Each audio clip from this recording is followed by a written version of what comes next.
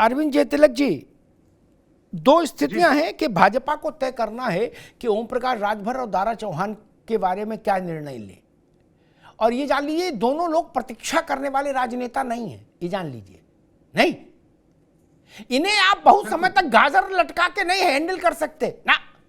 ये कहेंगे गाजर वो नीचे उतारो, प्लेट में रखो, खा के देखेंगे क्या। इनके स्वभाव है। भाई दारा सिंह को देखिए, अभी दारा सिंह का कितना जीवन है राजनीतिक, उतने में उन्होंने सब पार्टी बदल ली, कोई बची नहीं उत्तर प्रदेश में।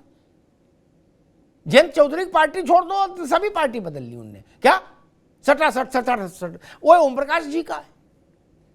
और समाजवादी को भी तय करना होगा कि अगर Shivpal Singh Yadav man of the match है इस प्रतिष्ठापूर्ण चुनाव को, जिसको अखिलेश यादव कह रहे हैं कि G20 का अर्थ है घोसी 20, क्या इतना बड़ा चुनाव है और उसको उसके मैन ऑफ द मैच हैं शिवपाल यादव, तो समाजवादी पार्टी में शिवपाल जी और उनके समर्थक भी चाहेंगे कि उनको ट्रॉफी मिले। क्या ट्रॉफी हो सकती है उधर, और इधर क्या हो सकता है ओम प्रकाश राजभर के लिए, क्या लगता है आपको?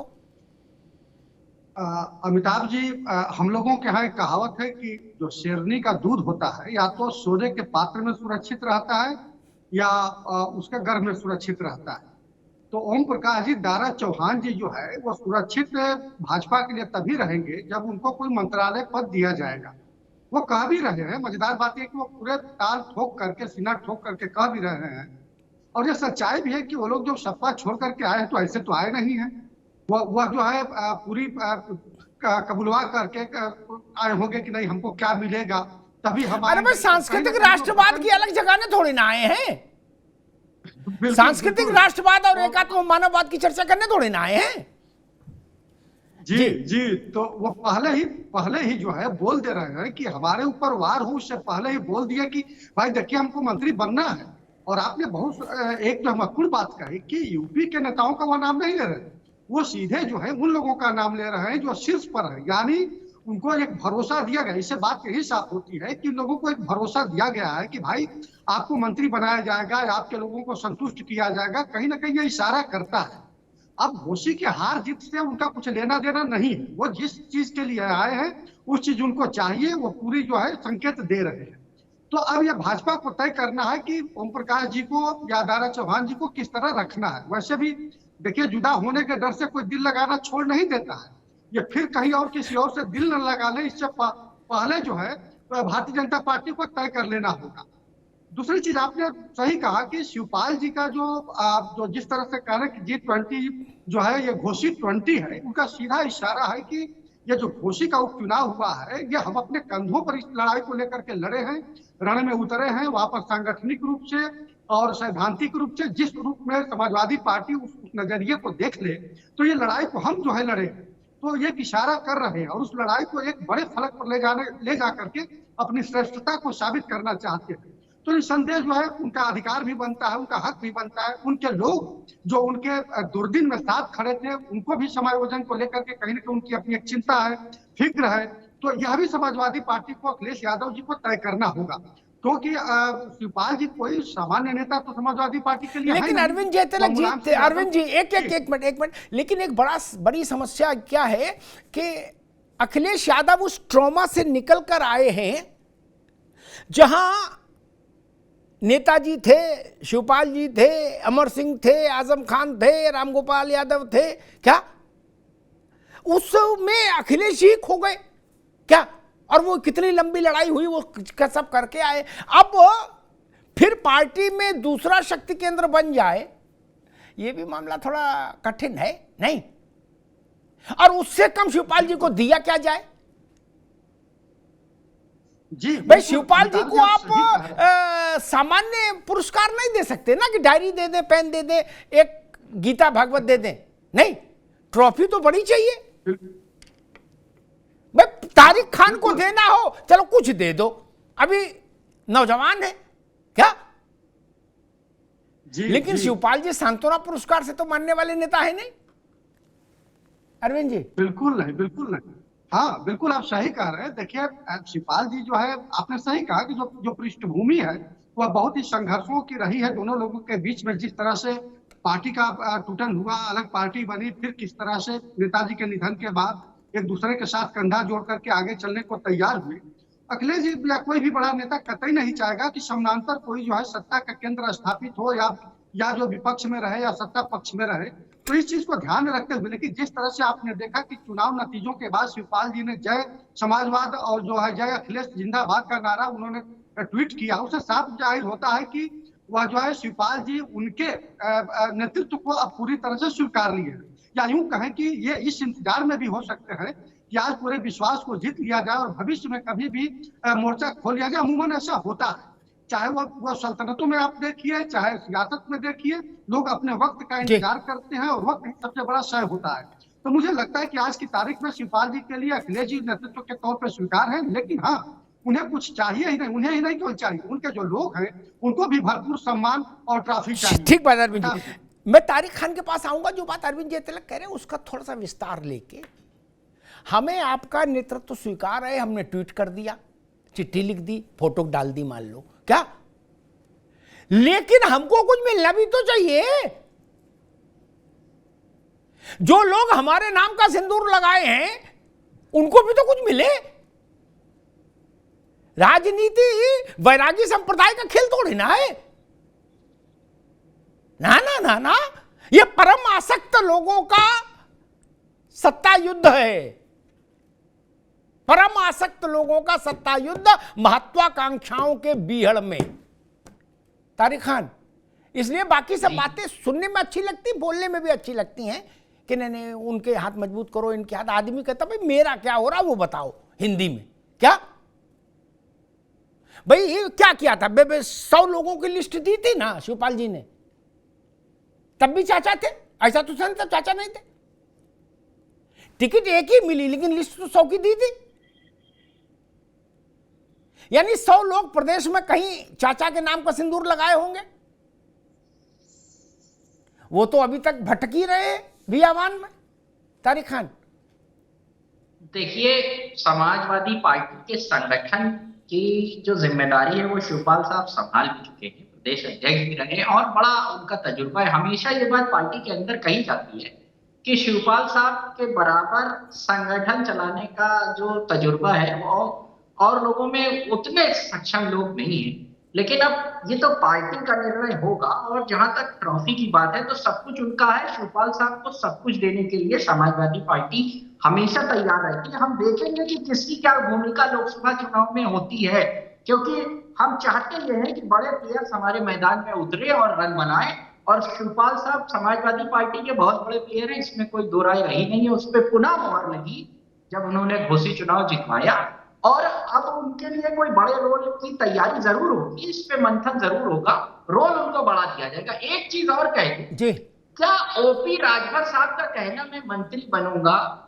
ये स्टेट और केंद्र के बीच में टकराव की स्थिति पैदा नहीं कर रहा? अमिताभ जी, आप नड्डा साहब और अमित शाह साहब से मिल के आए और आपने कहा कि मैं मंत्री बन गया, इसका मतलब क्या है कि यहां वाले कैप्टन का कोई रोल नहीं, वो अपनी टीम में किसको खिलाएगा और नहीं खिलाएगा वो रोहित शर्मा से पूछा ही नहीं गया कि क्या ये खिलाड़ी खेलने लायक है, अभी 0 पे आउट हुआ है। मैं जानता था ये प्रश्न आपकी रुचि का होगा, मैं जानता था ये प्रश्न आपकी रुचि का। आलोक वर्मा जी, बड़ा सीधा सवाल है, घुमाने फिराने की जरूरत नहीं।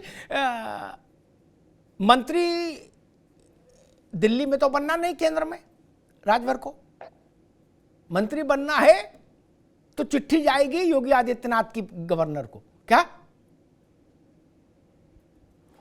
भैया नाम ही नहीं ले रहा किसी का? बोले ना नरेंद्र मोदी, अमित शाह, जेपी नड्डा, बोले 3 लोग फैसला करेंगे। नहीं भाई, तो आईजी से फोन कराओ, डीआईजी से, किसी से कराओ, कप्तान से। थानेदार कहता भाई साहब फिर उन्हीं से करा लो जाके। नहीं, थानेदार को भी नमस्ते कर ही जाती है। नहीं, सिफारिश का उसूल है। आलोक वर्मा जी, ये तो जानते ही हैं ना प्रैक्टिकल लोग। अमिताभ भाई, भारतीय जनता पार्टी में सामूहिक फैसला होता है, दिल्ली की भी इसमें सहमति होती है, लखनऊ में भी इसकी सहमति होती है। क्या मंत्रिमंडल में जब विस्तार होगा, कौन से चेहरे आएंगे, कौन से चेहरे नहीं आएंगे, मुझे लगता है कि अभी दिन है। अभी तो कोई तारीख घोषित नहीं हुई ना कि कौन आएगा, कौन कब मंत्रिमंडल का विस्तार होना है और कौन सा नाम आना है। बहुत सारे लोग हैं, हमारी पार्टी बड़ी है, एनडीए के साथी बड़े हैं, अच्छे हैं, शानदार हैं, काम किया है, किसी की कोई योग्यता में शक नहीं है। लेकिन अब आगे क्या, निश्चित रूप से मुख्यमंत्री को ही अपना मंत्रिमंडल विस्तार करना होता है, उसमें अंतिम सहमति उनकी होती है।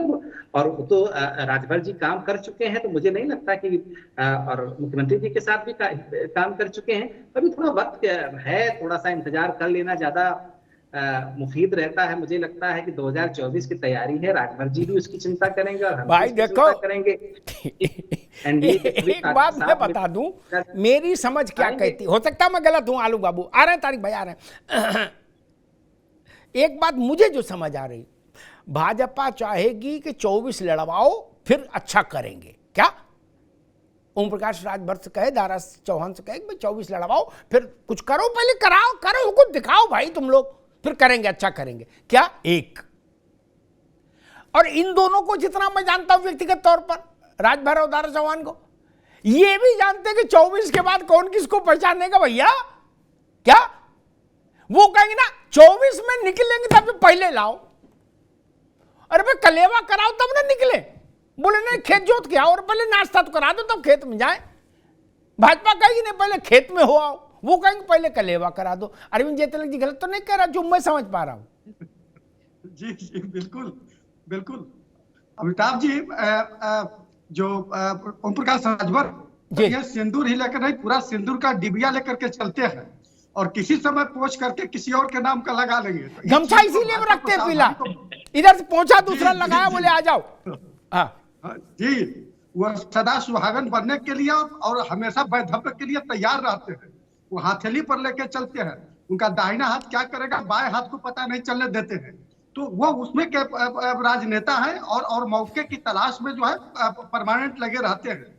तो भारतीय जनता पार्टी को जो है, आपने जो कहा कलेवा ना, तो इनको पहले कलेवा कराना होगा, इसके बाद जो है बाकी इनसे कोई काम ले सकेगा। और इसकी बानगी जो है अपने शब्दों के जरिए उन्होंने परोस दी है कि छाती ठोक, उन्होंने कहा कि मैं बनूंगा, देखता हूं कि कौन विपक्ष का रोक लेता है। वो विपक्ष को ही नहीं, सत्ता पक्ष के लोगों में भाई ये तो भैया अरविंद जी, ये तो विपक्ष वाले भी जानते हैं कि विपक्ष शब्द उन्होंने हमारे लिए नहीं बोला, राजभर जी ने। विपक्ष से क्या लेने देना मंत्री बनाने का, विपक्ष कहने को बनेगा, बोला विपक्ष शब्द है, समझदार लोग उसको पढ़ दूसरा रहे हैं।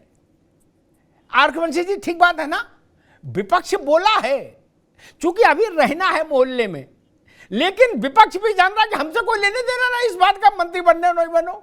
कहा और विपक्ष अच्छी तरीके से जान रहा है कि इनके मंत्री बनने से हमारा जो और ताकत बढ़ रही है, तो हम और कमजोर होने का काम करेंगे, क्योंकि वो विपक्ष ही सबसे ज्यादा परेशान है।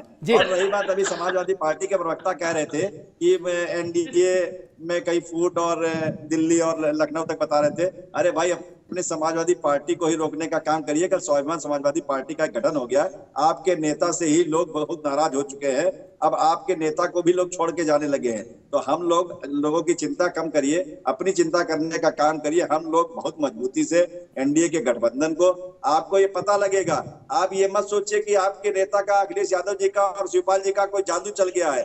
यहाँ कोई जादू नहीं चला है। यहाँ जनता कुछ मुद्दों को लेकर जो है नाराज होकर जो है वोट करने का काम किया। जादू चलता तो आपके नेता का आजमगढ़ में जादू चल जाता, आपके नेता का रामपुर में जादू चल जाता। तो इस गलतफहमी में मत रहिए। 24 की जो चुनाव आने वाला है, इसमें आपका जादू पता लग जाएगा कि आपके नेता में कितनी ताकत है। तो अभी थोड़ा इंतजार कर लीजिए। हम लोग पूरी तरीके से मेहनत करने वाले लोग हैं। एनडीए के सारे घटक दलों ने मेहनत करी, जरूर परिणाम हमारे पक्ष में नहीं आया। सुनील बाबू ठीक है, मैं तारिक खान के पास चलूं, लेकिन एक बात कहूंगा, मेहनत करने वाले लोग हैं, मेहनत करेंगे, ये इनकी तरफ से स्टेटमेंट दे रहा हूं। क्या दारा चौहान और ओम प्रकाश राजभर की तरफ से। लेकिन अब लेकिन के बात समझ लीजिए, कलेवा कराना होगा पहले। क्या बेला में दूध डालो, जलेबी डालो देसी घी की, ना पहले कलेवा कराओ, उसके बाद दूसरी बात करो। बाकी राष्ट्र को मजबूत करने के लिए मेहनत करेंगे, कोई दिक्कत नहीं, ये मामला है। और ओम प्रकाश जी वोकल हैं, लेकिन राजनीति में संत कोई नहीं होता। तारिक खान, मैंने कहा कि अतृप्त महत्वाकांक्षाओं का विकट युद्ध ही राजनीति है। फिर दोहराऊं, अतृप्त महत्वाकांक्षाओं का विकट और निर्लज्ज युद्ध ही राजनीति कहलाता है। कोई ऊपर से कुछ भी प्रिटेंड करे, दिखाए, ठीक। यहां ये थोड़ा बड़बोले हैं राजभर, क्या दारा चौहान उतना बड़बोले नहीं है तो वो चुप है, लेकिन चाहते वो भी वही है जो राजभर चाह रहे हैं। क्या उन्होंने भी बैनामा किसी के नाम नहीं किया, वो भी डब्बी कहीं रखते हैं, इस जेब में भी सिंदूर रखते हैं, इसमें भी रखते हैं। क्या ये बात कांशीराम को पता थी, मुलायम सिंह को पता थी, और उसके बाद के सबको तो पता ही। क्या दारा सिंह चौहान भी लिहाज किसी की नहीं करते, दे रहे हो तो दो, नहीं तो चले दूसरा घर देखें। तो लेकिन आपके यहां भी आप कितना भी अच्छे अच्छे शब्दों को घुमाओ कि नहीं चाचा तो सभी हैं, पूरी पार्टी चाचा की है, दिस दैट, नहीं। आदमी कहता भाई साहब एक कमरा हमको दो, उसको आप ये कहो नहीं पूरा घर आपका, तो बात नहीं बनेगी ना। वो कहेगा कमरा दो यार, नहीं तो रजिस्ट्री कर दो, घर की ज्यादा बातें बोल रहे हो तो।